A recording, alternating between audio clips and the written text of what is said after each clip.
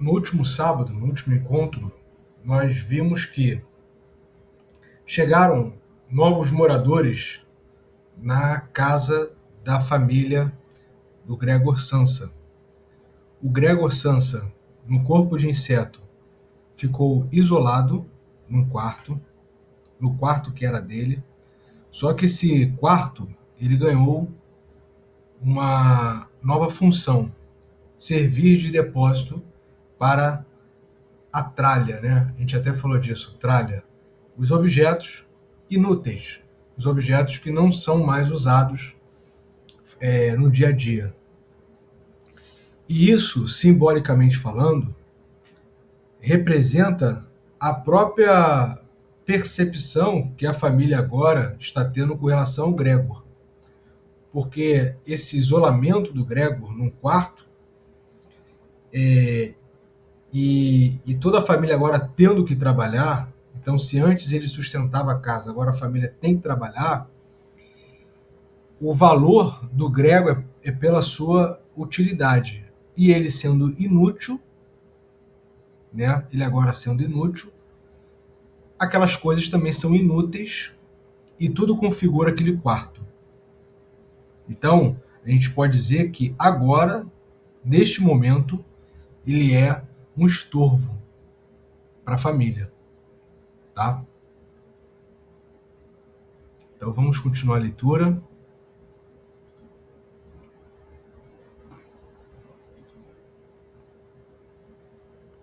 A família mesmo ia comer na cozinha. Apesar disso, o pai, antes de se dirigir à cozinha, entrou na sala de estar, fez uma única inclinação de corpo e deu uma volta em torno da mesa com o cap na mão.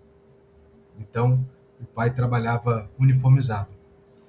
Os inquilinos levantavam-se todos ao mesmo tempo e murmuravam alguma coisa dentro das suas barbas. Quando depois ficaram a sós, comeram num silêncio quase total.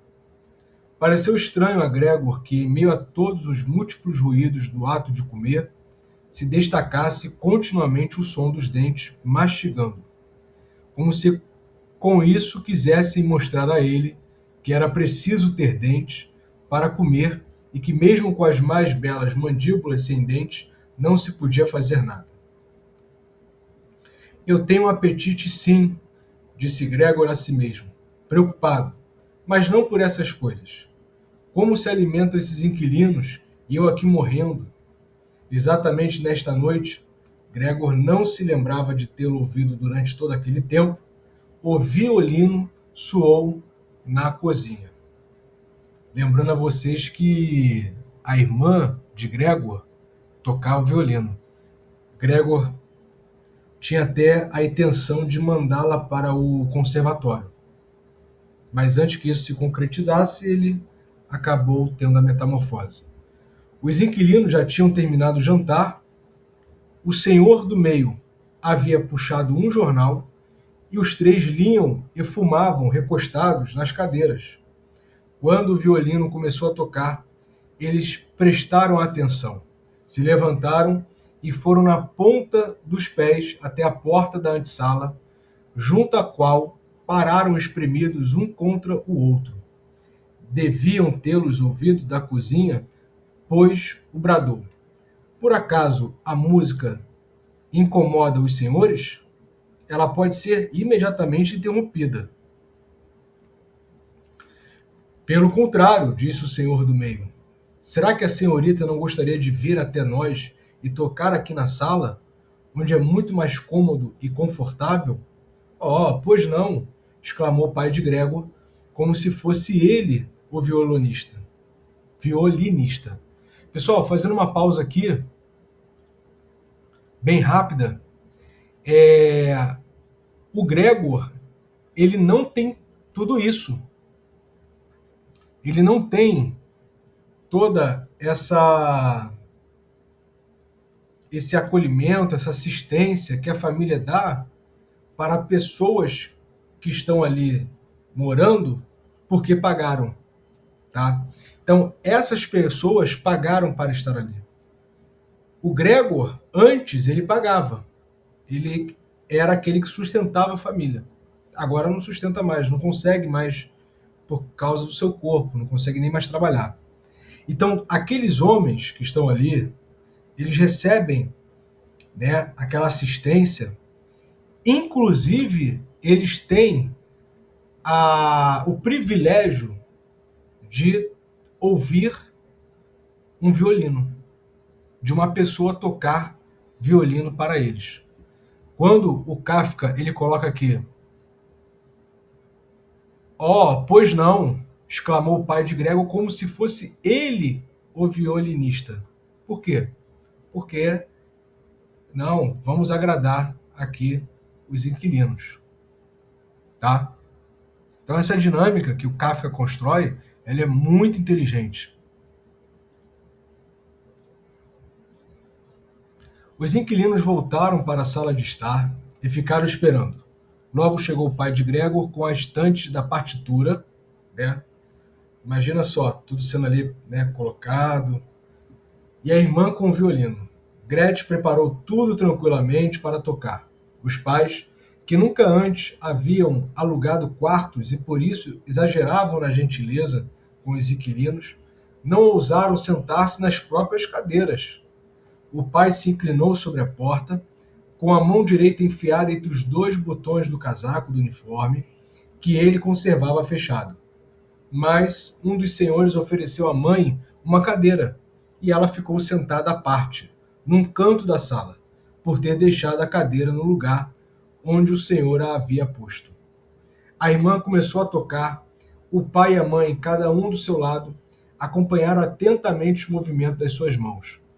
Atraído pela música, Gregor tinha ousado avançar um pouco e já estava com a cabeça dentro da sala de estar. Dificilmente o surpreendia o fato de que nos últimos tempos levava os outros tão pouco em conta. Essa consideração tinha sido antes o seu orgulho. E, no entanto, justamente agora ele deveria ter mais motivo para se esconder, pois por causa do pó que se depositava em toda a parte do seu quarto e que, ao menor movimento, voava em volta, ele também estava todo coberto de poeira. Sobre as costas e pelos lados arrastava consigo fios, cabelos, restos de comida.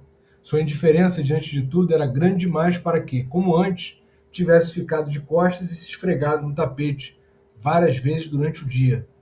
E a despeito desse estado, não teve pejo de se adiantar um pouco sobre o assoalho imaculado da sala. Imaculado é limpo, né? Sem manchas. Então ele estava num lugar com sujeira. Ele foi largado, ele foi esquecido pela família. Seja como for, ninguém prestava atenção nele. A família estava completamente absorvida pelo violino. Os inquilinos, ao contrário, que a princípio haviam se colocado as mãos nos bolsos das calças, perto demais da irmã, atrás da estante da partitura, de tal modo que todos eles poderiam ver as notas, o que certamente devia perturbar a irmã, logo retrocederam até a janela. As cabeças baixas, conversando a meia voz, e ali permaneceram, ansiosamente observados pelo pai. Realmente, isso agora tinha a aparência mais que nítida de que estavam decepcionados na sua expectativa de ouvir uma música de violino bonita ou capaz de entreter, de que estavam saturados de toda a apresentação e só por polidez ainda se deixavam perturbar no seu sossego. Especialmente o modo como sopravam para o alto a fumaça dos seus charutos pelo nariz e pela boca permitia deduzir o grande nervosismo deles. E, no entanto, a irmã tocava com tanta beleza. O rosto dela estava inclinado para o lado. Seus olhares seguiram perscrutadores e tristes as linhas da partitura. Pessoal, quem ama a pessoa, quem admira a pessoa pode até tocar, né, sem harmonia, né, sem o ritmo adequado, o compasso lá adequado, mas a pessoa ela fica encantada, porque ela não gosta só da música e está pensando da música ser bem executada, interpretada ou não. Ela também admira a pessoa, então tudo que a pessoa faz fica mais belo. E os inquilinos não amavam, mas Gregor sim. Ela tocava para os inquilinos, ela não tocava para o Gregor. Gregor a amava, era irmã dele. Gregor rastejou mais um trecho à frente, mantendo o corpo rente ao chão, para ser possível captar os seus olhos. Era ele um animal, já que a música o comovia tanto? Era como se lhe abrisse o caminho para o alimento almejado e desconhecido. Estava decidido a chegar até a irmã, puxá-la pela saia e, com isso, indicar que ela devia ir ao seu quarto com o violino, pois ninguém aqui apreciava sua música como ele desejava fazer. Não queria mais deixá-la sair do quarto, pelo menos não enquanto ele vivesse. Pela primeira vez, sua figura assustadora deveria tornar-se útil. Olha só, a figura assustadora, deixa eu marcar aqui, deveria tornar-se útil. Queria estar em todas as portas do seu quarto ao mesmo tempo e bufar contra os agressores. Mas a irmã não deveria ficar com ele coagida, e sim voluntariamente. Deveria permanecer ao seu lado, sentada no sofá, baixar o ouvido até ele, quando então ele confiaria a ela que tivera a firme intenção de mandá-la ao conservatório, e que, se nesse meio tempo não houvesse acontecido a desgraça, teria contado isso a todos no Natal passado. Será mesmo que o Natal já tinha passado? Sem se preocupar com quaisquer objeções. Depois dessa explicação, a irmã romperia em lágrimas de comoção e Gregor se levantaria até o seu ombro e beijaria o seu pescoço, que ela conservava sem fita ou colar desde que entrara na loja, ou seja, desde que virara uma trabalhadora, uma profissional.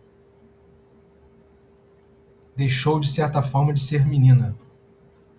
Senhor Sansa, bradou para o pai o inquilino do meio, e com o indicador, sem perder mais palavras, mostrou Gregor que se movia lentamente para a frente.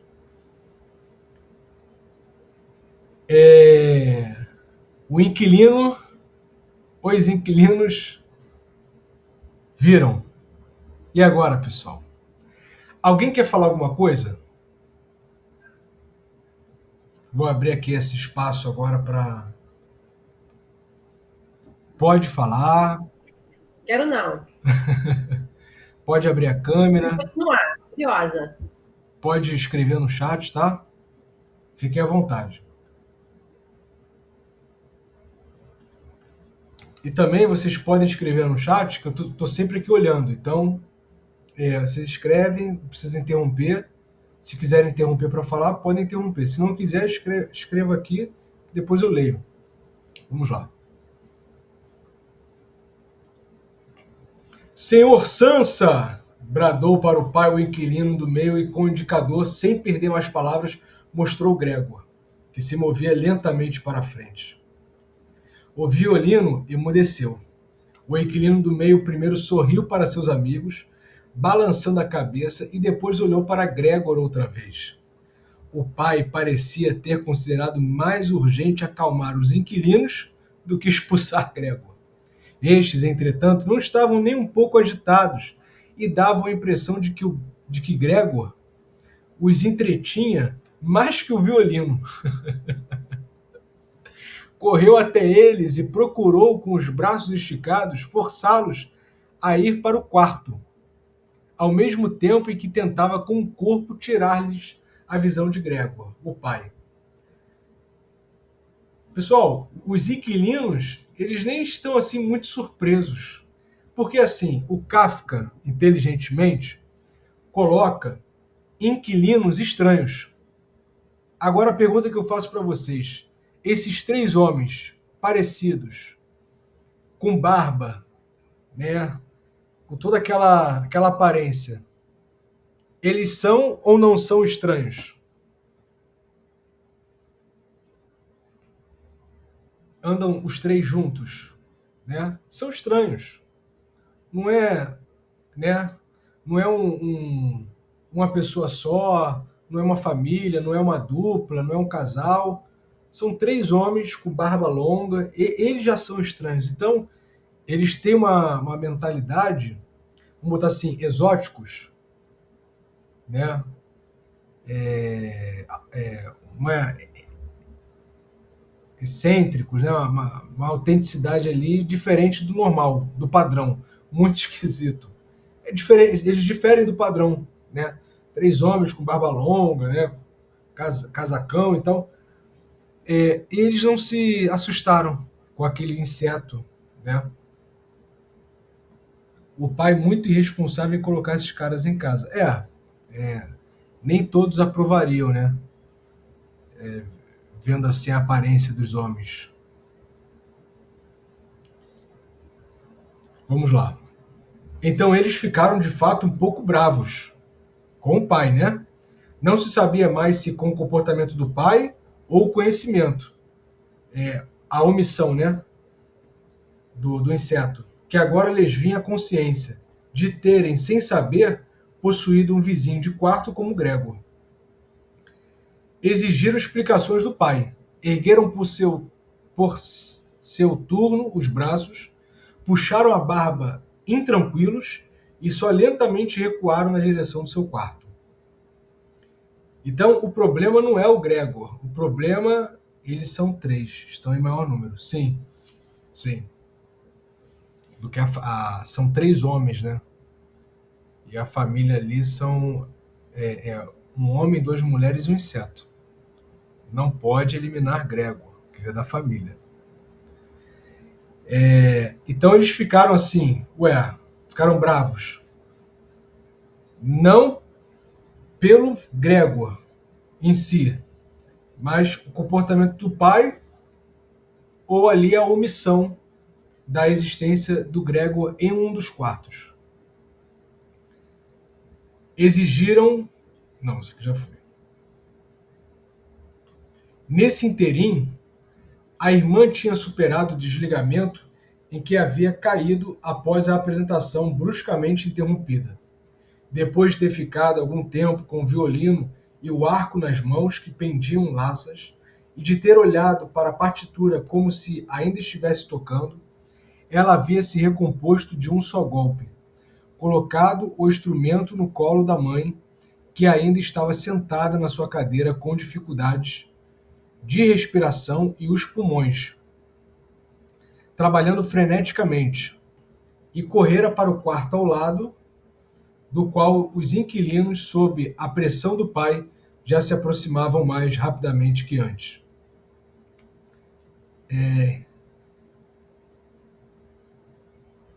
Aqui seria frouxo, né? Algum tempo com o violino e o arco nas mãos que pendiam frouxos. Então, tanto o violino como o arco, né? Por causa dessa interrupção. É até assim, não só o tocar, o desgaste pelo tocar, mas a interrupção da apresentação. Então é um desgaste emocional. Podia-se ver como, sob as mãos experientes da irmã, voavam para o alto e se ordenavam os cobertores e travesseiros nas camas. Antes ainda que os inquilinos tivessem chegado ao quarto, ela havia terminado a arrumação das camas e se esgueirado para fora. O pai pareceu outra vez acometido de tal modo da sua obstinação que esqueceu todo o respeito que ainda devia aos seus inquilinos. Pressionou até que, já na porta do quarto, o inquilino do meio bateu atroadoramente o pé no chão e dessa maneira fez o pai parar. Declaro por este meio, disse ele, erguendo a mão e procurando também a mãe e a irmã com um olhar, que eu, levando em conta as condições repulsivas reinantes nesta casa e nesta família, aqui ele cuspiu no chão, rápido e decidido, rescindo neste momento a locação do meu quarto. Naturalmente não vou pagar o mínimo que seja nem pelos dias que aqui passei. Pelo contrário, Vou ainda refletir se não movo contra o Senhor alguma ação com reivindicações que serão, acredite-me, muito fáceis de fundamentar. Silenciou e olhou para frente como se esperasse alguma coisa. De fato, seus dois amigos intervieram imediatamente com as palavras: nós também residimos neste momento na locação. Então parece que tem um que fala e outros que reproduzem, né? Parece que aquele do meio é o que fala e os outros reproduzem. Estão ali o seguindo. A Eduarda colocou aqui: a impressão que me deu é que os homens não se incomodaram, pois já estavam acostumados a esse nível de sujeira. Digamos assim, como são 3 homens sozinhos, sem família, são homens que não apresentam o comportamento de estarem alienados, ligados à família. Me parece que não há surpresa, porque eles sequer contemplam esse sentimento. Sim, sim. A gente falou sobre a questão do tamanho do inseto. Isso foi no encontro passado. Numa ilustração que eu vi, não sei se era capa de uma edição ou se era uma ilustração interna, aparece o Gregor muito pequeno. Só que, pela leitura que fizemos, não é isso que o Kafka passa, tá? Parece que Gregor ele é de um tamanho considerável. Mesmo que ele não seja do tamanho que ele era enquanto humano, que ele era quando era humano, ele tem um tamanho considerável como inseto, tá? Então, um inseto daquele tamanho gera uma surpresa. Mas eles ficam assim, aquilo ali não demonstra nada para eles, tá? Então, existe um estranhamento pela aparência dos personagens, pela dinâmica deles, por serem 3 homens com barba longa. O que seriam eles? Então, a figura deles já é uma figura assim, eles possuem uma aparência exótica. Professora Dani, de 1 metro, imagina. Agora, Eduarda, com relação ao violino, como eles não eram daquele vínculo, eles não tinham vínculo familiar, eles não eram daquele núcleo familiar, eles ficaram apáticos. Eles não. Eles mediram a execução da música pelo nível do que eles conheciam. Então, se a pessoa toca bem, executa a música de forma bela, ok. Se não toca, então já não gostei, sabe? Então é esse critério mais objetivo, né? Já o Gregor, ele tinha esse sentimento com relação à irmã. Ele amava a irmã. Inclusive, tinha expectativa de mandá-la para o conservatório. Queria falar, inclusive, isso na hora ali. Né? Teve esse sentimento, teve essa intenção. Né? Então, mesmo que não fosse belamente executada a música, por ser a irmã que está tocando, né, é igual mãe e filho, né? O filho faz uma apresentação na escola, a mãe acha que deveria receber a estatueta do Oscar. Por quê? Porque é o filho, né? Então ali era a irmã do Gregor. Então, por esse vínculo familiar, ele queria ali se aproximar, e ele se aproximou. Ele chegou a sair do quarto e aqueles inquilinos viram ele, né? E a figura dele não trouxe muito assim pavor, não trouxe nenhum estranhamento, porque as figuras já eram estranhas. Mas essa questão de ter omitido a existência dele e também essa forma do pai que ficou agitado, essa forma abrupta, essa forma bruta de querer impedir que os inquilinos vissem aquela cena, mandá-los para o quarto e tal. Aos meus tudo, aos inimigos a lei. Não assim em contexto de guerra, não. Não em contexto de guerra, mas é o vínculo afetivo que você tem ali por laço sanguíneo, né? Por ser da mesma família, tá? Então, tudo que a sua família faz, agora pensando aqui um pouco nessa frase, Dani, tudo que a sua família faz, inclusive, né, aquelas atitudes, vínculo afetivo é um vínculo de guerra, inclusive aquelas atitudes que não são boas, né, muita mãe que protege seu filho, que cometeu um crime, com essa ideia de eu preciso proteger o vínculo familiar, a família precisa ficar unida em detrimento de outras pessoas ou de outras famílias ou das instituições, né? Então eu prefiro esconder, omitir um crime, um ato ilícito cometido por um membro da minha família. Isso é uma coisa que a gente vê na história, né? Porque essa instituição, família, se não é uma das mais poderosas, não é uma das mais poderosas, é a mais poderosa do mundo. A instituição família. Os impérios, eles caem. Império Romano, essas instituições muito fortes, elas poucas se perpetuam por muito tempo, como, por exemplo, a Igreja Católica Apostólica Romana, as igrejas ortodoxas se perpetuaram por muito tempo. A gente vê países até com uma atitude imperialista, como uma extensão de domínio, como os Estados Unidos, a China. A China tem muito tempo, mas essa China que a gente conhece aí, ela é nova. Os Estados Unidos é muito novo, né? A República Americana, a instituição da República Americana é muito nova. Mas a instituição família, ela é muito poderosa. Tanto que até organizações criminosas, elas foram criadas ali tendo a família como vínculo, né, para que houvesse a fidelidade, a lealdade, né? Meu irmão está sempre certo, mesmo errado. É isso aí. Então tem isso, na história tem isso, né? A própria Cosa Nostra, né? A máfia italiana era por meio de famílias.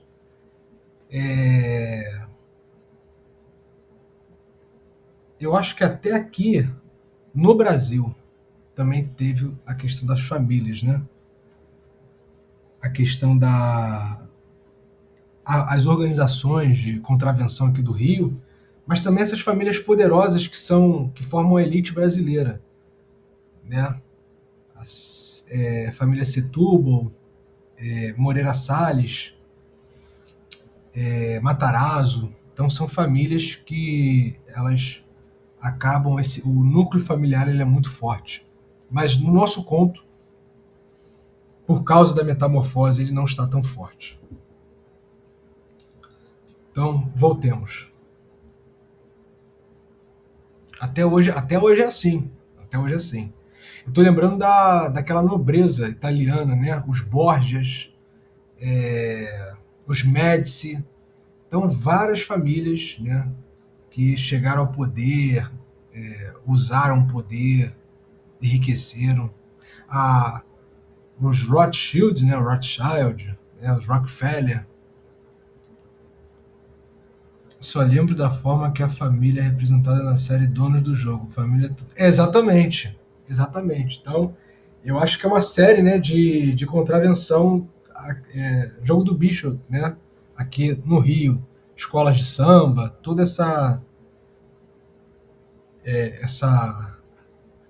esses meios, né, que essas famílias. Aqui no Rio nós tivemos famílias, né? E os filhos que herdam, né, são presidentes de escola, são herdeiros das bancas e tal.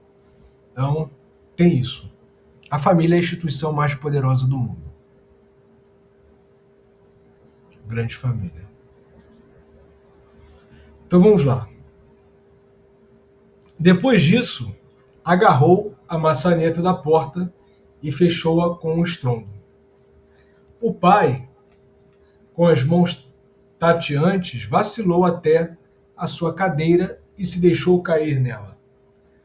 Parecia que esticava o corpo para a soneca habitual do anoitecer, mas o forte balanço da cabeça, como se ela tivesse perdido a sustentação, mostrava que ele de modo algum dormia.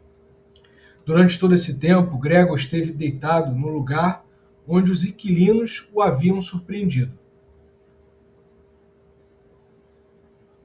A decepção com o malogro do seu plano, mas talvez a fraqueza causada por muita fome, tornavam impossível que ele se movesse. Com certa clareza, temia já para o instante seguinte uma alavanche geral descarregada em cima dele e ficou aguardando. Não sobressaltou nem mesmo o violino que, entre as mãos trêmulas da mãe, caiu do seu colo e emitiu um som retumbante. Queridos pais, disse a irmã, e como introdução bateu com a mão na mesa. Assim não pode continuar. Se vocês acaso não compreendem, eu compreendo. Não quero pronunciar o nome do meu irmão. Olha só, pessoal, isso aqui é muito significativo. A não pronúncia de um nome, tá? Por quê? Por quê? Porque o nome é a identidade. Né? Então, essa coisa de você tem que preservar o nome, a gente já falou de família, o nome da família, o nome é a identidade. Então, não quero pronunciar o nome do meu irmão diante desse monstro. E por isso digo apenas o seguinte: precisamos nos livrar dele. Olha a decisão que a irmã chegou. Ele é uma pedra no nosso sapato. Ele é um estorvo, né? Estorvo é empecilho. Ele é um obstáculo para o bem viver da família, para o bem-estar familiar. Nós precisamos nos livrar dele. Procuramos fazer o que é humanamente possível para tratá-lo e suportá-lo.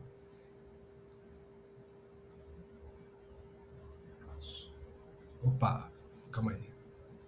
Pronto. Procuramos fazer o que é humanamente possível para tratá-lo e suportá-lo, e acredito que ninguém pode fazer a menor censura. Ela tem 1000 vezes razão, disse o pai consigo mesmo. A mãe, que ainda não podia respirar direito, começou a tossir, em som surdo, na mão espalmada, com uma expressão alucinada nos olhos. A irmã correu até a mãe e segurou-lhe a testa. O pai, que através da irmã parecia ter chegado a pensamentos mais definidos, havia-se sentado em posição ereta e ficou brincando com o cap de funcionário entre os pratos do jantar dos inquilinos que ainda jaziam sobre a mesa. De vez em quando olhava para Gregor, que estava quieto. Precisamos tentar nos livrar disso, disse então a irmã exclusivamente ao pai, pois a mãe não ouvia nada com a tosse. Isso ainda vai matar a ambos. Eu vejo esse momento chegando. Quando já se tem de trabalhar tão pesado como nós, não é possível suportar em casa mais esse eterno tormento. Eu não aguento mais. Eu não aguento mais. E rompeu no choro tão violentamente que suas lágrimas escorreram sobre o rosto da mãe, que as limpava com movimentos mecânicos de mão. Filha, disse o pai, compassivo e com evidente compreensão. Mas o que devemos fazer? Agora eu pergunto para vocês, quem vai ter a coragem de matá-lo? Quem fará o serviço sujo? E aí? A filha sacudiu os ombros como sinal da desorientação que a havia possuído durante o choro, em contraste com a segurança de antes. Se ele nos entendesse, disse o pai, meio que perguntando. No meio do choro, Gretchen sacudiu freneticamente a mão para mostrar que não se podia pensar nisso. Se ele nos entendesse, repetiu o pai, e com um fechar de olhos acolheu a convicção da filha sobre essa impossibilidade. Então talvez fosse possível um acordo com ele. Mas assim, é preciso que isso vá para fora, exclamou a irmã de Gregor. É o único meio, pai. Você simplesmente precisa se livrar do pensamento de que é Gregor. Nossa verdadeira infelicidade é termos acreditado nisso até agora. Mas como é que pode ser Gregor? Se fosse Gregor, ele teria há muito tempo compreendido que o convívio de seres humanos com um bicho assim não é possível e teria ido embora voluntariamente. Nesse caso, não teríamos o meu irmão, mas poderíamos continuar vivendo e honrar a sua memória. Mas como está esse bicho nos persegue, expulsa os inquilinos, quer certamente ocupar o apartamento todo e nos fazer pernoitar na rua. Assim, esta criatura nos persegue e afugenta nossos hóspedes. É evidente que a casa toda só para ele e, por sua vontade, iríamos todos dormir na rua. Veja, pai, gritou de repente. Ele já começou de novo. Pessoal, a irmã, essa argumentação da irmã, ela é infundada. Mas ela está querendo se livrar a qualquer custo de Gregor, do inseto, né? Para ela não é irmão, para ela não é Gregor, é um inseto. É um monstro. A questão do monstro, eu tenho até um amigo que trabalha essa questão do monstro na literatura, o que é o grotesco, né? A criatura grotesca. Fala, Dani. Na minha tradução e tradução do Washington, não tem toda essa fala. Tá assim, ó, um pouquinho mais acima. Você pode subir um pouquinho o PDF? Aí, nesse caso, marca aí. Nesse caso, não teríamos irmão, mas poderíamos continuar vivendo e honrar a sua memória. Mas como está, esse bicho nos persegue e expulsa os inquilinos, quer certamente ocupar o apartamento todo e nos fazer pernoitar na rua. Veja, pai, gritou de repente. Ele já começou de novo.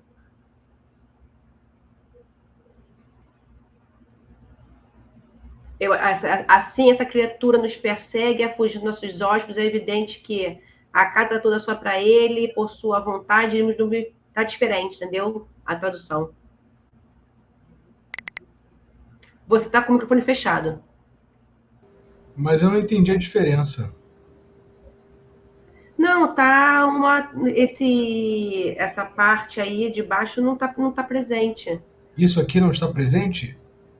Não, Até veja pai? isso. É interessante. Assim esta criatura nos persegue e afuge nossos hóspedes. Eu não consulto essa tradução porque ela é igual a essa. Deixa eu pegar a tradução aqui, a tradução de apoio, só um minuto.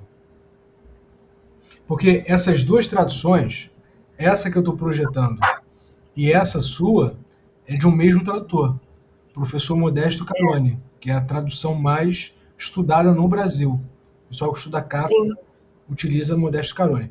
Mas deixa eu pegar aqui a do Giovanni. essa frase inteira que você grifou, ela não existe. Assim esta criatura nos persegue e afugenta nossos hóspedes. É evidente que a casa toda é só para ele. E por sua vontade iríamos dormir na rua.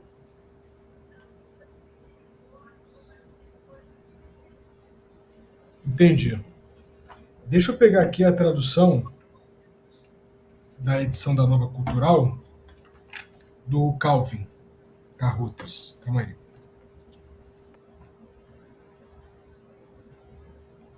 Aqui. Aí não teríamos mais irmão, mas poderíamos continuar vivendo e honrando a sua memória. Mas dessa forma.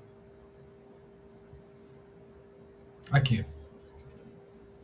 Mas dessa forma, esse bicho nos persegue. Expulsa os inquilinos, querendo com certeza ocupar o apartamento inteiro e nos fazer dormir na rua. Olhe lá, pai, que aqui nessa tradução tá veja, pai, gritou de repente, já está começando outra vez. Então, essa omissão, Dani, foi erro dessa da Penguin, tá? Tá. O que pode fazer? Não sabemos as novas edições. O que pode fazer? Pode mandar um e-mail para a editora e eles consertam na próxima edição. Entendeu? Essa edição minha aqui é de 2011. Então, se Pode ser que as mais atualizadas já... o Washington tá com a edição aberta ou não? O Washington comprou agora. Mas depois você vê o Washington. Não sei se você está com a edição aberta. Se não tiver...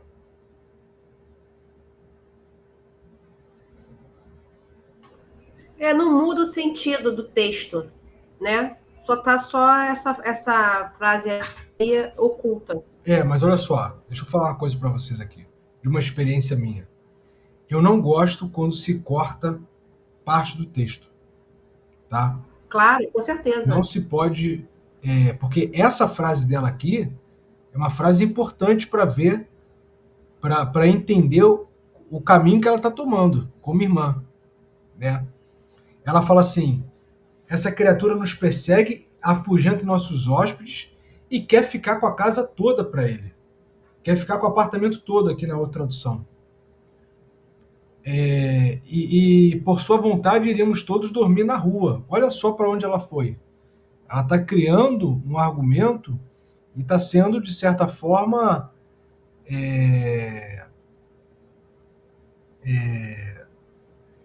ela está sendo maldosa, né? Ela está querendo se livrar logo, resolver logo o problema. Então, é uma ideia importante que foi omitida. A primeira vez que eu tive essa experiência foi quando eu fui ler 1984, George Orwell, só que eu lia com uma outra pessoa, eu lia com um amigo. E a gente tinha encontros semanais. Então a gente lia, se encontrava e debatia o livro. E ele estava lendo tanto em inglês como em português. E quando eu fui recitar, quando eu fui mencionar, fui citar uma parte do livro, ele falou assim, mas não está escrito assim não. Eu falei, mas está sim. Aqui, ó, o meu livro. E a gente foi fazer análise das edições. O meu livro tinha parágrafos reduzidos em relação ao original. Por isso que eu falo, pessoal, nós vamos usar essas traduções, tá? Por exemplo, Kafka, nós vamos usar Penguin, vamos usar Modesto Carone. Modesto Carone, inclusive, está na Penguin, que é esse livro da Dani, do Washington. Vamos usar essa edição aqui do Calvin, botei lá como tradução de apoio, e a tradução do Giovanni, acho que Rodrigues, sobre o nome dele. Então, sempre escolhemos tradução principal e traduções de apoio. Crime e Castigo, a mesma coisa. Já temos aqui essa nova tradução, mas eu quero uma tradução da editora 34. Eu quero usar aquela tradução, mas temos aqui uma tradução de apoio, já está aqui com a gente. Então, tem que ter. Lá em Hamlet, a gente usou a principal, Bárbara Eleodora, e tradução de apoio, Milo Fernandes. Tem que ter. Tem que ter. Tem que comparar, porque... E o original. Hamlet era mais fácil. Crime e Castigo... Kafka fica mais difícil, porque é alemão. Ele era tcheco, mas escrevia alemão, e Crime e Castigo russo é mais difícil. E num susto inteiramente compreensível para Gregor, a irmã abandonou até a mãe.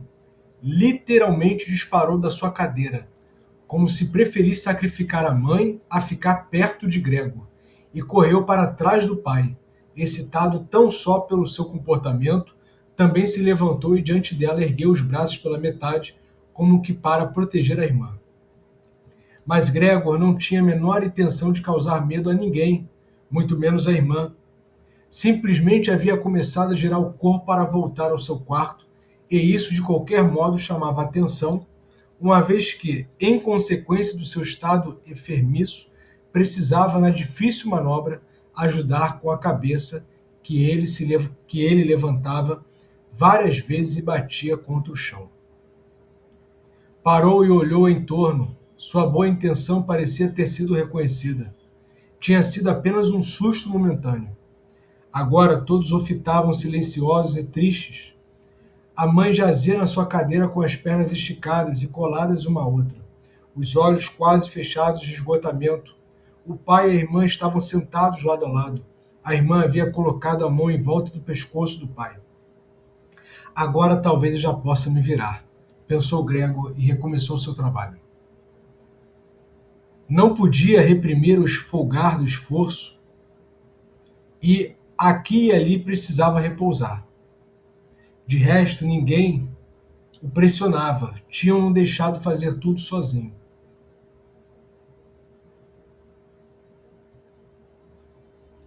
Quando havia completado a volta, começou imediatamente a retornar ao quarto em linha reta. Admirou-se com a grande distância que o separava do seu quarto e não entendia absolutamente como, apesar da fraqueza, havia pouco tempo percorrido, quase sem o perceber, o mesmo caminho. Sempre às voltas com o pensamento de rastejar rápido, mal prestou atenção ao fato de nenhuma palavra, nenhum chamado da sua família o perturbava. Só quando já estava na porta, ele virou a cabeça, mas não completamente, pois sentiu o pescoço endurecer. No entanto, ainda viu que atrás dele nada se alterara, apenas a irmã tinha se levantado. Seu último olhar percorreu a mãe, que estava agora completamente adormecida. Mal estava dentro do seu quarto, quando a porta foi batida na maior pressa, travada e fechada a chave. Gregor assustou-se tanto com o súbito barulho atrás dele, que suas perninhas dobraram. Era a irmã que havia se apressado assim. Ela já tinha se levantado lá na sala esperado. Depois, com os pés leves, havia saltado para a frente. Gregor não tinha, de modo algum, podido escutá-la. E girando a chave na fechadura, gritado para os pais. Finalmente! E agora, pensou Gregor consigo mesmo e olhou ao redor na escuridão. Logo descobriu que não podia absolutamente mais se mexer. Não se admirou com esse fato, pareceu-lhe antes pouco natural que até agora tivesse conseguido se movimentar com aquelas perninhas finas. No restante, sentia-se relativamente confortável. Na realidade, tinha dores no corpo todo, mas para ele era como se elas fossem ficar cada vez mais fracas e finalmente desaparecer por completo. A maçã apodrecida nas suas costas e a região inflamada em volta, inteiramente cobertas por uma poeira mole, quase não o incomodavam. Vocês se lembram dessa maçã que o pai arremessou e acabou cravando nas costas de Gregor? Pois é. Recordava-se da família com emoção e amor. Sua opinião de que precisava desaparecer era, se possível, ainda mais decidida que a da irmã. Permaneceu nesse estado de meditação vazia e pacífica até que o relógio da torre bateu a 3ª hora da manhã. Ele ainda vivenciou o início do clarear geral do dia lá do lado de fora da janela. Depois, sem intervenção da sua vontade, a cabeça afundou completamente e das suas ventas fluiu, fraco, o último fôlego. Eu quero reler essa parte, pessoal. Quero reler essa parte.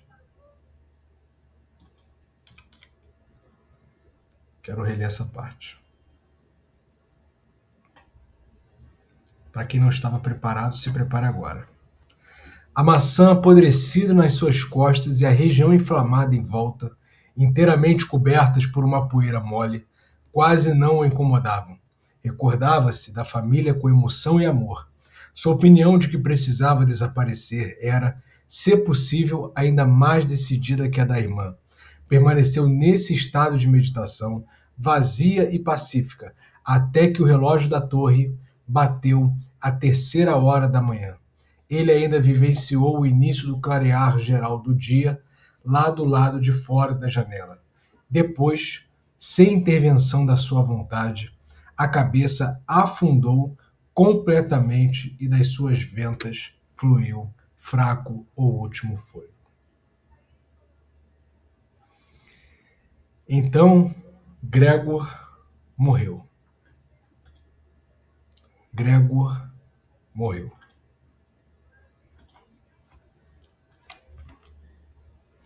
E isso aqui é super importante. Recordava-se da família com emoção e amor. Porque durante a narrativa parece que o tempo ele ficou dividido antes e depois da metamorfose, né? Então, a memória que ele recorda é principalmente antes da metamorfose, essa memória do convívio familiar. Pois é.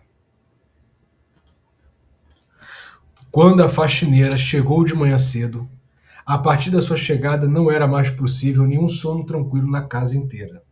Tal a força e a pressa com que batiam todas as portas, por mais que lhe tivesse pedido que evitasse fazer isso.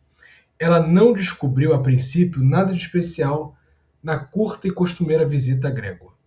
Pensou que ele estava deitado ali premeditadamente, imóvel, que fazia o papel de ofendido, pois lhe acreditava todo o entendimento possível.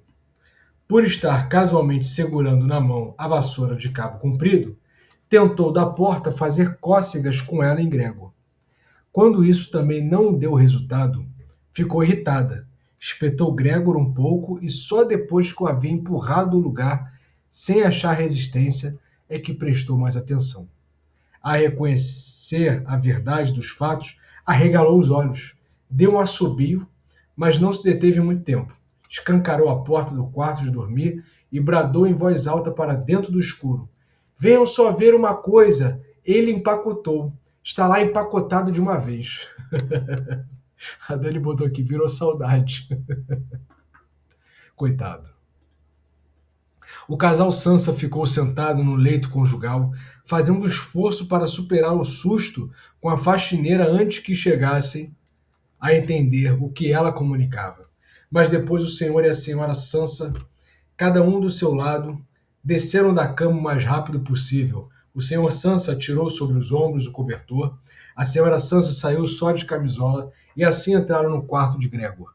Nesse meio tempo tinha sido também a porta da sala de estar, na qual Gretchen dormia desde a entrada dos inquilinos.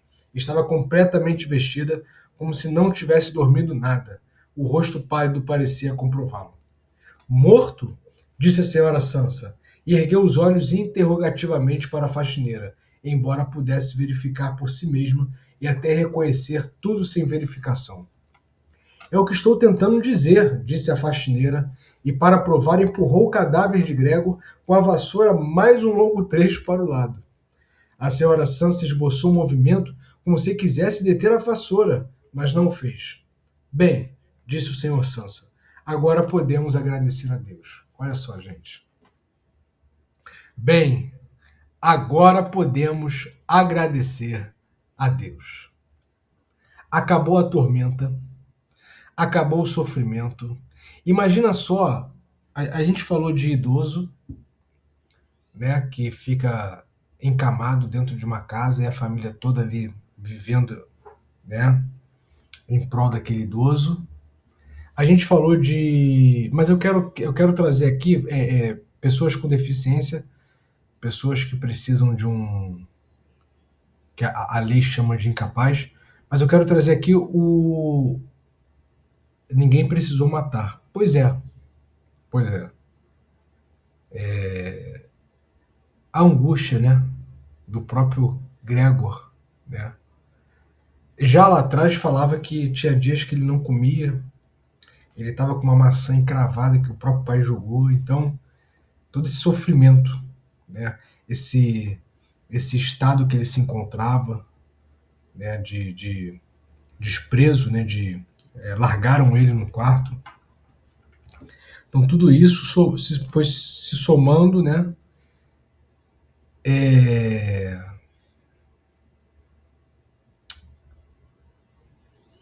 Eu ia falar uma coisa, acabei esquecendo, mas daqui a pouco volto.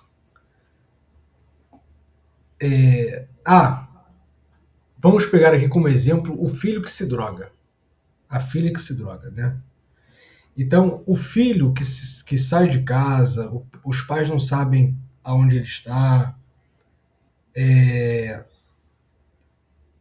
fica 3 dias fora de casa, sem notícias, os pais ficam sem notícias dele. Muitas vezes o pai foi na boca de fumo e o filho estava lá se drogando.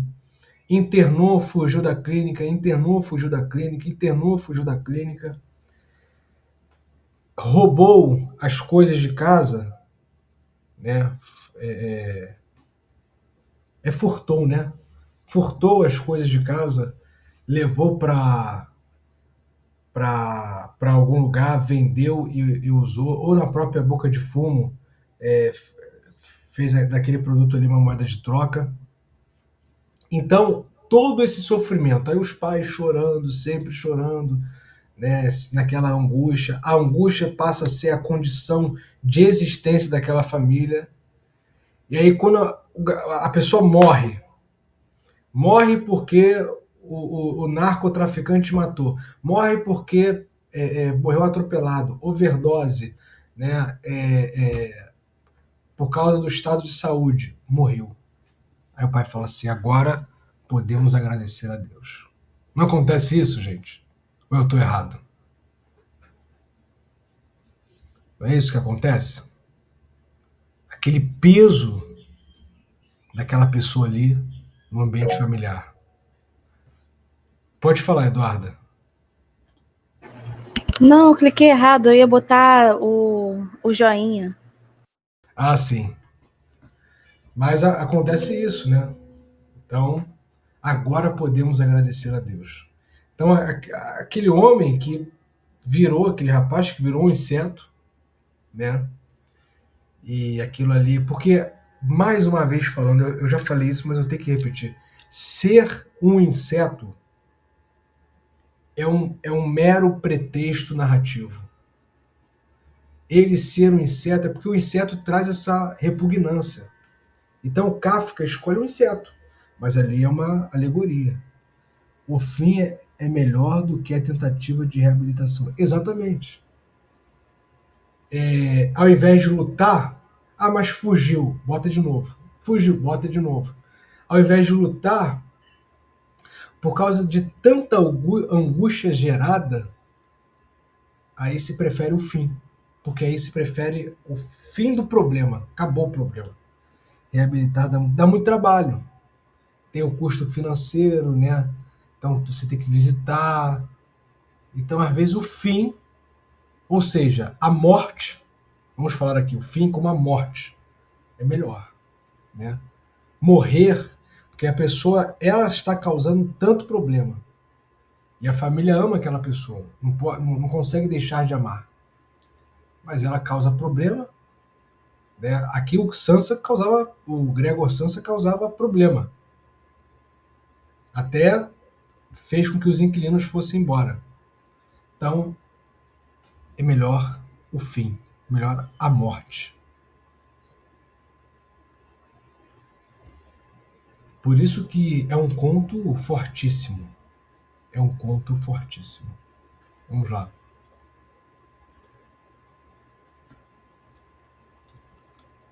Fez o sinal da cruz e as 3 mulheres seguiram o seu exemplo. A mãe, a irmã e a empregada. Gretchen, que não desviava os olhos do cadáver, disse: vejam só como ele estava magro. Também já fazia muito tempo que não comia nada. Assim como entrava, a comida saía de novo. A gente viu isso, né? Ela comentou, inclusive, que tem dias que ele não comia. De fato, o corpo de Gregor estava completamente plano e seco. Na verdade, só agora se reconhecia isso, uma vez que ele já não estava erguido sobre as perninhas e nada mais distraía o olhar. Gretchen, entre um instantinho conosco, disse a senhora Sansa, com um sorriso melancólico, e Gretchen, não sem olhar para trás, na direção do cadáver, seguiu os pais até o quarto de dormir. A faxineira fechou a porta e abriu completamente a janela. Embora fosse de manhã cedo, já se misturava ao ar fresco um pouco de mornidão. Afinal, já era fim de março. Os 3 inquilinos saíram do seu quarto e olharam perplexos ao redor, à procura do seu café da manhã. Tinham-nos esquecidos. Onde está o café da manhã? Perguntou rabugentamente a faxineira o inquilino do meio. Mas esta pôs o dedo na boca e em seguida, apressada e sem uma palavra, acenou para que os senhores chegassem ao quarto de Gregor. Eles foram e com as mãos nos bolsos dos seus paletós, um tanto poídos, ficaram em pé à volta do cadáver de Gregor, no quarto já inteiramente iluminado. Pessoal, os inquilinos, para quem ficar na dúvida, eles não foram embora. Eles ficaram e aguardaram amanhecer, tá? Então eles pernoitaram ali. Então aqui, ó, vou mostrar para vocês. Então, os 3 inquilinos saíram do seu quarto e olharam perplexos ao redor à procura do seu café da manhã. Tinham-nos esquecidos. A família já não tinha, eu não estava mais lembrando deles. Onde está o café da manhã? É sempre o inquilino do meio que dá a voz, né? Mas esta pôs o dedo na boca e em seguida, apressada e sem uma palavra, acenou para que os senhores chegassem ao quarto de Gregor. Eles foram e com as mãos nos bolsos dos seus paletós, um tanto poídos, ficaram em pé à volta do cadáver de Gregor no quarto já inteiramente iluminado. Abriu-se então a porta do quarto de dormir e o senhor Sansa apareceu na sua libré, a esposa num braço e a filha no outro. Todos tinham o ar de quem havia chorado um pouco. De vez em quando, Gretchen comprimia o rosto no braço do pai. Libré, cadê? Aqui, ó, é o fardamento dele, é o uniforme que ele utiliza, com os botões dourados, né? Cap.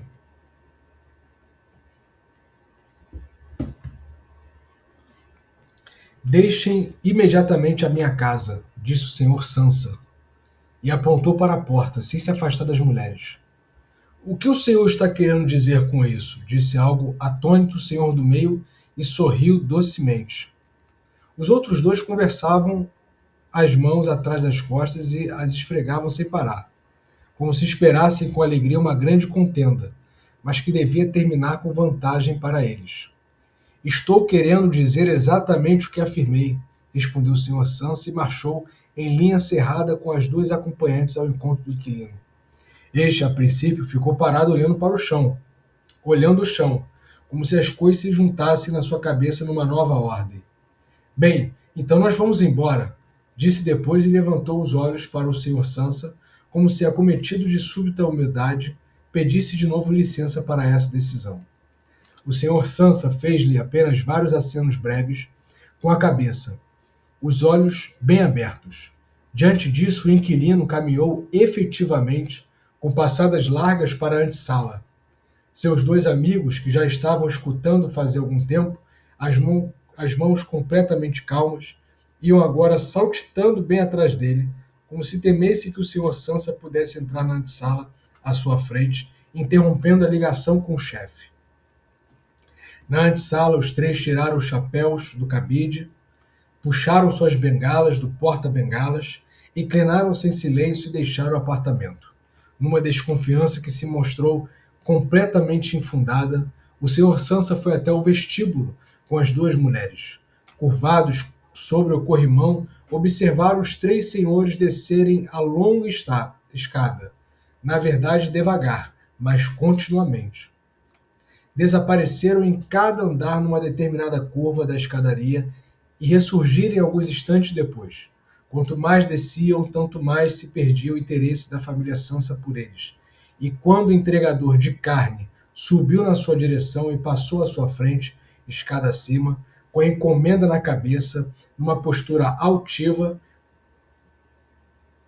com a encomenda na cabeça, numa postura altiva, aqui está errado. Aqui está repetido, tá?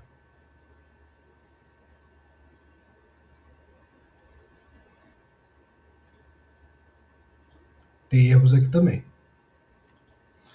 O senhor Sansa abandonou rapidamente o corrimão.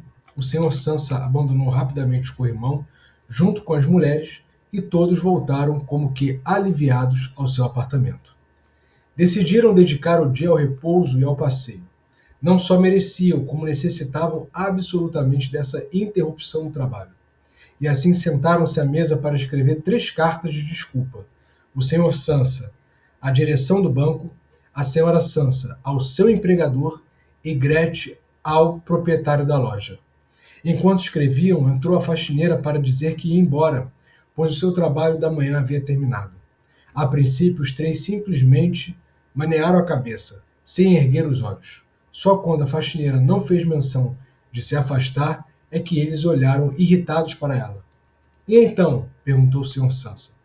A faxineira estava junto à porta, sorridente, como se tivesse de anunciar à família uma grande boa notícia, mas só o faria se interrogada a fundo. A pequena e reta pena de pavão em cima do seu chapéu, com a qual o Sr. Sansa já se irritara durante o seu tempo de serviço, balançava leve em todas as direções. O que é que a senhora está querendo? Perguntou a senhora Sansa, pela qual a faxineira ainda tinha o máximo respeito. Ah, sim, respondeu a faxineira, que por causa do riso amigável não pôde continuar falando. A senhora não precisa se preocupar com o jeito de jogar fora a coisa aí do lado. Já está tudo em ordem. A senhora Sansa e Gretchen inclinaram-se sobre as cartas, como se quisessem continuar escrevendo. Pessoal, só uma pausa aqui. Isso aqui é um descarte, né? Aqui a senhora não precisa se preocupar com o jeito de jogar fora a coisa aí do lado. Já está tudo em ordem. Então ela já se desfez do corpo, né? Então não é o Gregor Sansa. Se fosse o Gregor Sansa, haveria uma solenidade. Haveria um velório, um sepultamento, uma cova, né? Uma forma de despedida, vamos dizer assim. É um bicho, é um inseto, é um monstro, como a irmã falou. Então, tem que ser descartado, sem nenhuma solenidade. A senhora Sansa e Gretchen inclinaram-se sobre as cartas como se quisessem continuar escrevendo. O senhor Sansa, percebendo que a faxineira queria agora começar a descrever tudo em minúcia, repeliu isso decididamente com a mão esticada. Minúcia, detalhes, né? Já que não tinha permissão para contar, a faxineira se lembrou de que estava com muita pressa e, obviamente ofendida, exclamou: Até logo para todos! Virou-se selvagemente e deixou o apartamento em meio a um formidável bater de portas. Hoje à noite ela será despedida, disse o Sr. Sansa, mas não obteve resposta nem da mulher nem da filha, pois a faxineira parecia ter perturbado a tranquilidade que mal tinham reconquistado. As 2 se levantaram, foram até a janela e lá ficaram, mantendo-se abraçadas. O Sr. Sansa virou-se para elas da sua cadeira e ficou observando-as em silêncio por momento. Depois bradou: Agora venham aqui, parem de pensar no que passou, e tenham um pouco de consideração por mim. As mulheres obedeceram-lhe logo, correram para ele, acariciaram-no e terminaram rápido suas cartas. Depois os 3 deixaram juntos o apartamento, coisa que não faziam havia meses, e foram de bonde elétrico para o ar livre no subúrbio da cidade. Olha o passeio.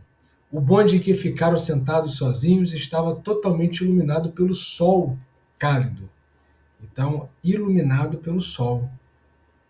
Isso aqui é o Kafka coloca, né, como se agora há uma iluminação, né, o contraste com a família com aquele quarto escuro, né? Ar livre. Foram de bonde elétrico para o ar livre do subúrbio da cidade. Ar livre, né? Liberdade.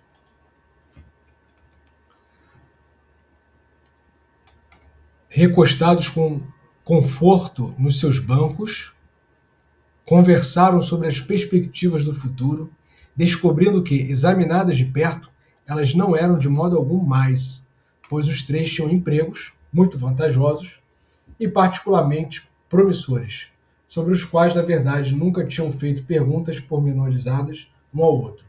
É claro que a grande melhora imediata da situação viria facilmente da mudança de casa. Eles agora queriam um apartamento menor e mais barato, mas mais bem situado e, sobretudo, mais prático do que o atual, que tinha sido escolhido ainda por Gregor. Enquanto conversavam assim, ocorreu ao senhor e à senhora Sansa, quase que simultaneamente, a vista da filha cada vez mais animada, que ela, apesar da canseira dos últimos tempos, que empalidecera suas faces, havia florescido em uma jovem bonita e opulenta. Cada vez mais silenciosos e se entendendo quase inconscientemente através de olhares, pensaram que já era tempo de procurar um bom marido para ela. E pareceu-lhes como que uma confirmação dos seus novos sonhos e boas intenções quando, no fim da viagem, a irmã se levantou em primeiro lugar e espreguiçou o corpo jovem. Fim.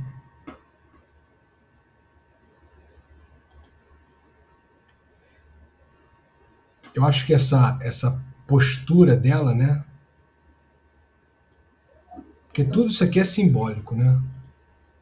Tudo isso aqui tem um sentido. Essa postura dela de se espreguiçar, né?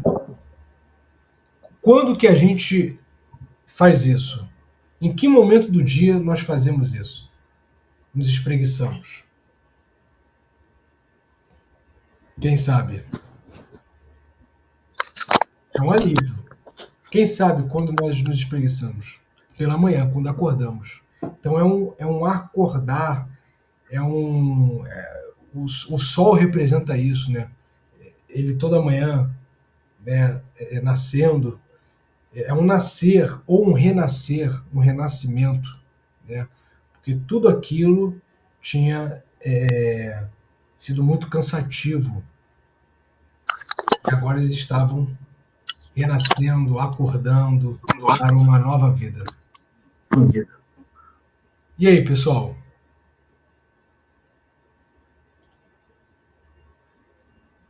O que vocês acharam? Dani?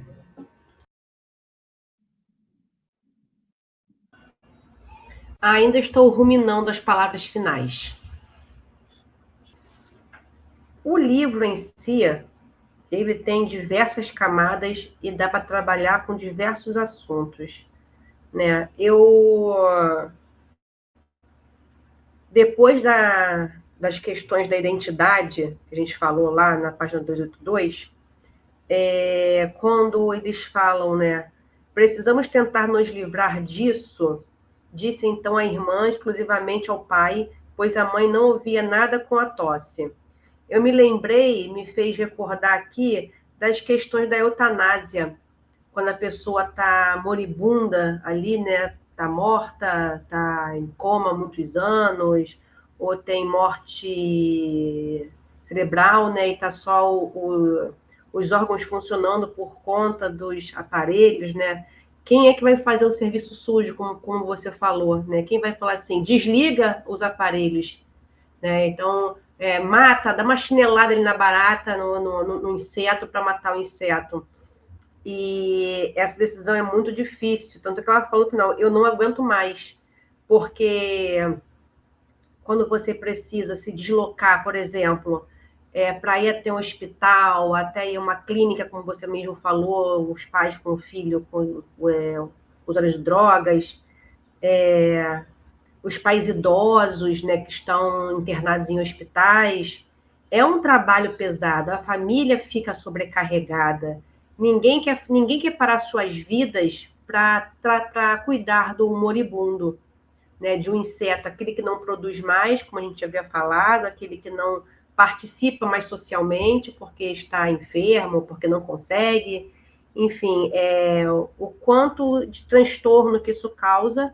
E quando a pessoa morre por as vias normais lá, porque já estava moribunda e morreu, e você não precisou fazer uma opção, ou você não precisou falar para os médicos, né, ó, mata lá, desliga lá os aparelhos.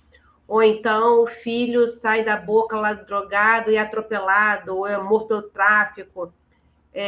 Aquilo vira um alívio com esse ato do espreguiçar, né? Ela se espreguiçou no corpo jovem, como se aquilo fosse uma leveza e uma ideia assim, agora eu vou poder viver minha vida, já que meu irmão, ele não estava deixando que todos nós vivêssemos.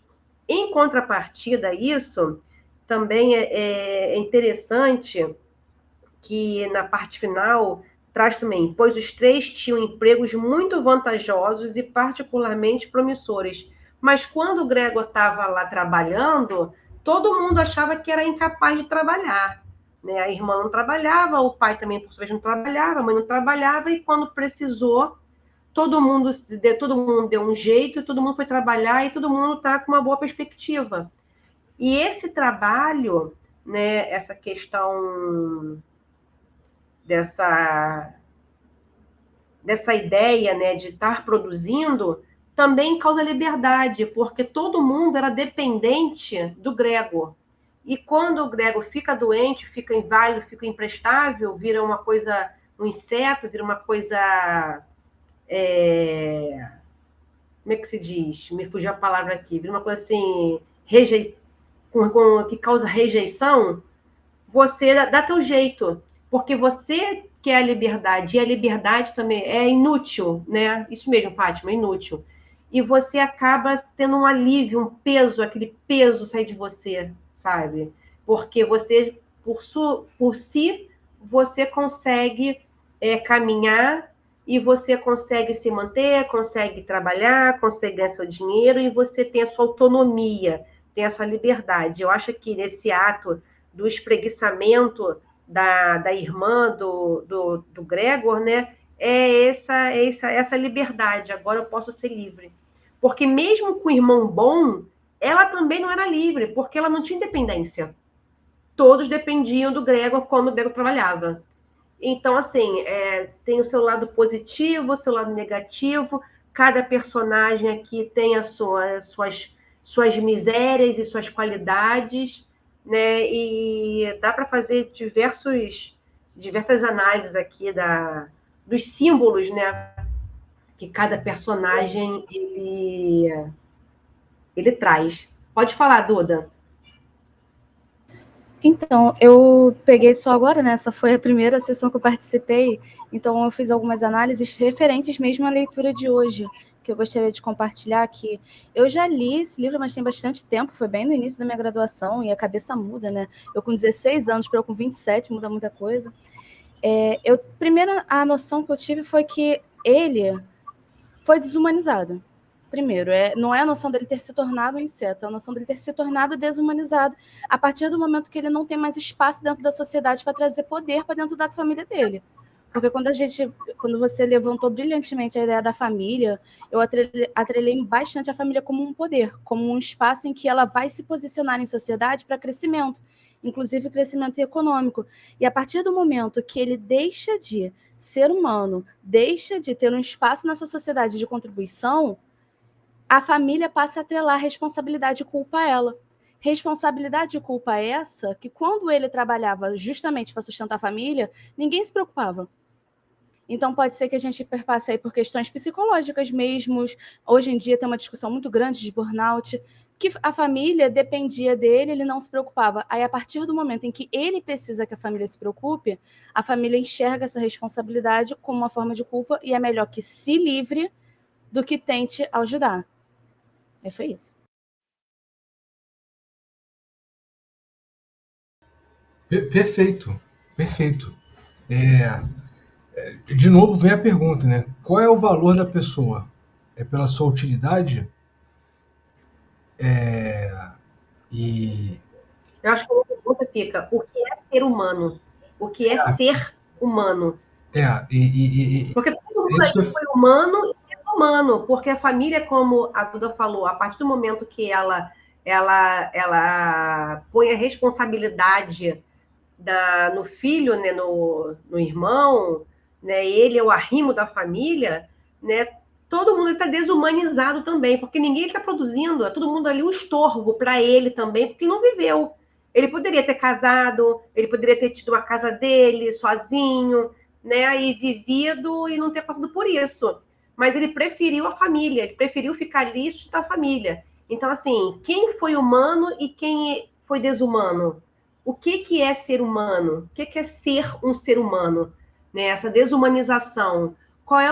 Em que ponto a gente começa a se desumanizar? E eu acredito que a gente fica nessa guerra de forças na vida inteira. Horas nós somos humanos, horas nós somos desumanos, com várias questões do nosso cotidiano, sabe? Nossas vidas em todos os campos. olha só,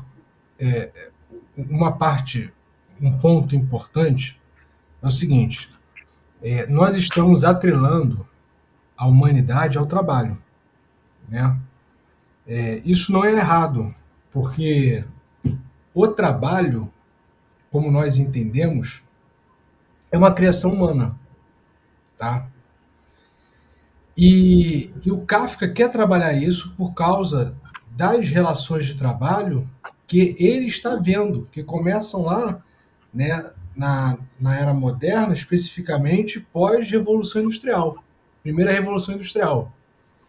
Então, ser humano aí é uma questão que envolve muitas outras questões, porque as ciências, elas dizem, né, que nós somos animais.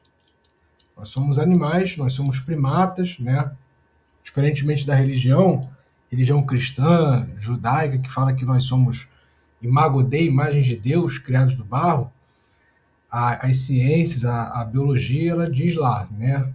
Nós somos animais, bípedes, né? Primatas. Só que a antropologia filosófica vai falar assim, não, nós não somos só, né? Nós produzimos cultura, nós criamos sociedade, criamos o conceito de civilização, civilidade, que muda conforme a sociedade. Nós criamos uma coisa chamada dinheiro, né, que possui um valor, né, de troca, né, a moeda fiduciária, que é quando o governo central, né, ele imprime, né, e distribui. Então nós construímos muitas coisas, né? São construtos mentais, sociais, que nós fazemos. Construímos a literatura, por exemplo, né? Colocando todos esses arquétipos e cenas, contextos e problemas. Então, o que é ser humano? E o que é ter humanidade? Né? A questão da dignidade humana, de você ter compaixão, de você suprimir o assassinato de outros da mesma espécie por meio de leis, por meio da ética. Então, o que é ser humano? Isso é uma pergunta que ela é muito vasta, muito extensa, muito complicada, né? O que é isso, o homem, né? Agora, aqui, essa condição humana, ela está atrelada às relações de trabalho, né? Então, foi o que a Eduarda falou, né? Que depois a Dani também falou. Existe o Gregor toma para si o dever de suprir com as obrigações financeiras da família. E a família acaba, nesse momento, ele não pensa assim, mas nesse momento é um estorvo para ele. Ele não pensa assim, né? Então é ele que sustenta todo mundo, né? Ele tomou essa atitude depois que ele viu a falência do comércio do pai. E depois os papéis se invertem, só que a família não tem essa mesma percepção. Ele acaba, como a Eduarda falou, ele acaba tendo essa culpa, né? Então existem ali, Eduarda, essas questões psicológicas mesmo. Você está certa. A gente vê muito isso quem trabalha no RH, faz uma entrevista de emprego. Como assim? A análise do perfil? Por exemplo, assim, você vai fazer uma entrevista numa empresa, numa grande empresa, né, com uma pessoa formada em RH, trabalha no RH, às vezes é psicólogo, ou a sua formação de RH, enfim. Sempre vai pergunta, quem é o Pablo? Quem é a Daniele? Ah, a Daniele tem o tanto de idade. Isso é ser humano? Não. Isso me faz quem eu sou a minha idade? Não. A gente começa com a idade, a gente começa com a nossa formação acadêmica. Ah, eu sou advogada, eu sou professora de filosofia, eu tenho mestrado, eu tenho doutorado, já trabalhei em tal empresa, como se isso fosse a Daniele. E a Daniele não é isso. E se você responde de forma ao contrário, assim, que é a Daniele? Ah, a Daniele é uma pessoa que, sei lá, enxerga o mundo de forma, sei lá, é difícil você se identificar, né? Então, assim, tem essas questões também. No livro, acredito eu, que o Kafka tenha trazido essa questão do trabalho. Mas o trabalho, hoje, na sociedade de produção, né, que você precisa produzir, você precisa reverter essa produção em dinheiro, né? Aí você é aquilo que você consegue produzir. Você pode ser uma pessoa horrível, humana, mas se você produz, você trabalha, você tem dinheiro, você é alguma coisa boa porque você produz para a sociedade. Você faz o capital girar, né? Fala, Duda. Contemplando também essa questão que você trouxe da entrevista de emprego, por exemplo, não tem espaço para a gente demonstrar negatividade em certos pontos nossos, que às vezes é só a nossa realidade. Nós somos seres humanos, sabe? Ficar nessa perspectiva positiva, que eu sou o melhor de mim mesmo o tempo todo, é irreal. E dentro de uma entrevista de emprego não há espaço também para essa própria humanidade, para essa própria visão da humanidade. É verdade. Você é um robô, você é uma coisa ali, é um sistema de produção, você é uma máquina produtiva. Ah, eu sou uma pessoa extremamente animada, eu sei trabalhar em equipe, eu adoro pessoas. Mentira, eu quero matar pessoas, tenho vontade de enforcar meu amiguinho, eu tenho pavor da direção lá do juiz. Eu fiz uma audiência na terça-feira que minha vida deu um soco na cara da juíza. Eu posso falar isso para fazer um teste, por exemplo, para ser secretária de um juiz? Não, não posso.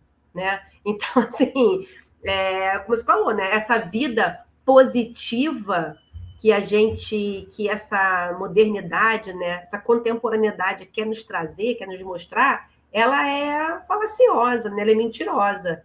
E aí a gente volta lá ao primeiro assunto, né? Nós vivemos no mundo da mentira. Esse mundo é um mundo mentiroso. Né? Platão mesmo traz essa ideia, né? Não vou trazer aqui mais essa ideia que isso aqui é um mundo irreal, isso aqui é um mundo superficial, dos simulacros, são simulações que a gente vai apresentando, construtos não reais do que realmente somos, e que isso aí vai formar uma civilização, isso vai formar uma ideologia civilizatória dos nossos comportamentos. Né? Eu acho que esse livro faz a gente pensar isso. E eu, como vou voltar a falar aqui, eu gosto desse debate porque a gente não lê o livro, quando a gente lê o livro sozinho, a gente tem uma ideia. E quando a gente vai vendo, vai parando e vai maturando, vai ruminando, porque a Tânia riu, né, Tânia? A gente vai ruminando essas ideias e elas vão e voltam e as pessoas trazem perspectivas diferentes. Isso, para mim, é maravilhoso. É terapêutico.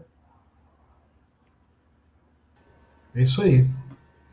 Mas é uma obra fantástica, né? Então, isso tudo, como é que a gente vai fugir disso? Qual é a solução? As máscaras sociais, de botar uma máscara e se apresentar de uma certa forma, né? A Eduarda falou acho que foi do burnout, né? Burnout. Sociedade do cansaço. Como é que a gente vai fugir disso, né? Então... Vamos ler bem Churran, um intervalo aí. Sociedade do cansaço. São questões. Um filósofo maravilhoso aí que está na moda aí, todo mundo está falando sobre ele. Depois eu vou botar lá para a gente dar uma lidinha.